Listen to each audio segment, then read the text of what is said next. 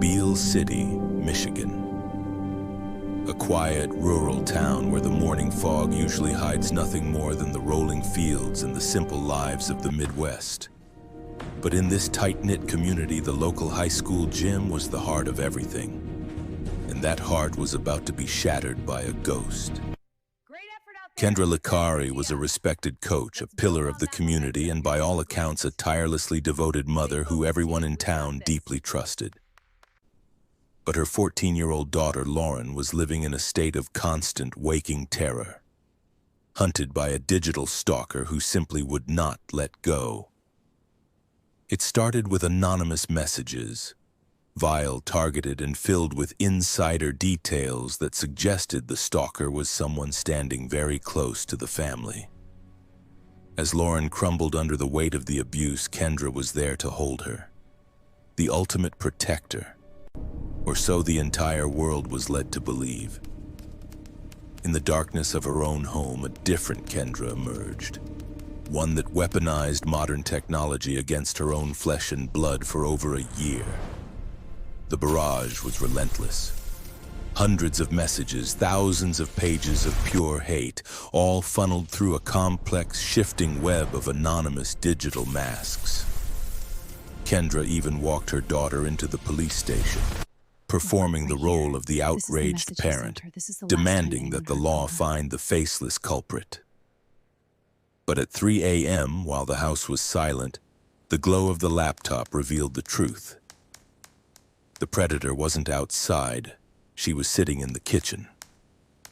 She used sophisticated VPNs to bounce her signal across the globe, thinking she had built a permanent wall of digital anonymity to hide her tracks. Meanwhile, Lauryn's world shrank. Friends became suspects. The school hallways became a place of whispers, isolation, and a deep, growing sense of paranoia. Look, there she is. When the school investigation stalled, the FBI's cybercrime division took notice. They began pulling at the threads of the digital ghost haunting Beale City. Detectives waded through over 1,000 pages of text logs looking for a single slip-up in the stalker's digital hygiene or a pattern of behavior. They traced the signals from Europe to Asia, but the data eventually began to loop back to a single, surprising residential point in central Michigan. It was a digital fingerprint that couldn't be erased.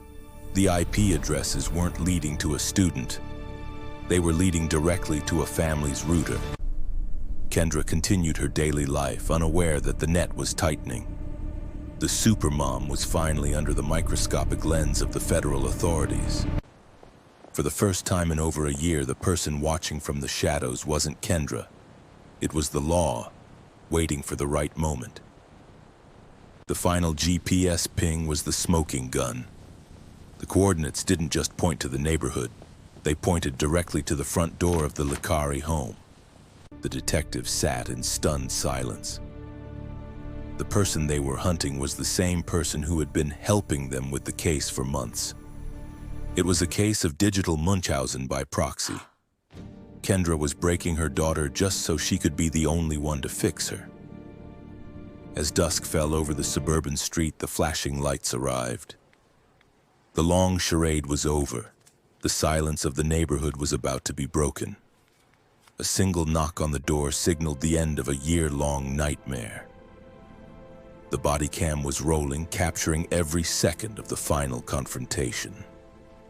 Kendra opened the door to a reality she could no longer manipulate. The mask of the protective mother fell in an instant as she saw the police. In the cold light of the interrogation room, Kendra tried one last time to play the victim. She feigned confusion. She feigned deep hurt. Then the lead detective slid the paper across the table.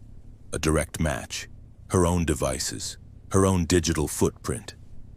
The game was finally over. The tears came, but they weren't for her daughter. They were for herself.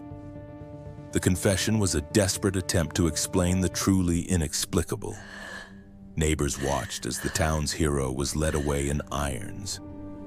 A community's deep trust had been systematically dismantled by one of their own. Moving forward.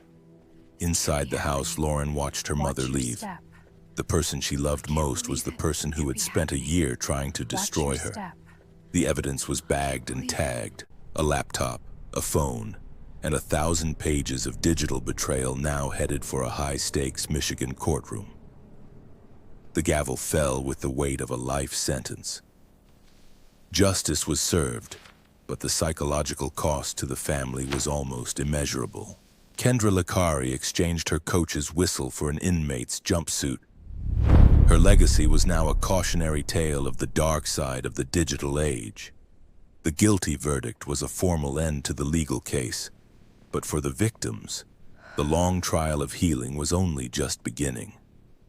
Lauryn finally stepped out of the shadow. For the first time in years, the air felt clear. The digital ghost was finally gone for good. This wasn't just a crime of data, it was a crime of the heart. A reminder that sometimes the call is indeed coming from inside the house. This has been a Vantage Dossier investigation. Like and subscribe to see the next unmasking. We will see you in the next one.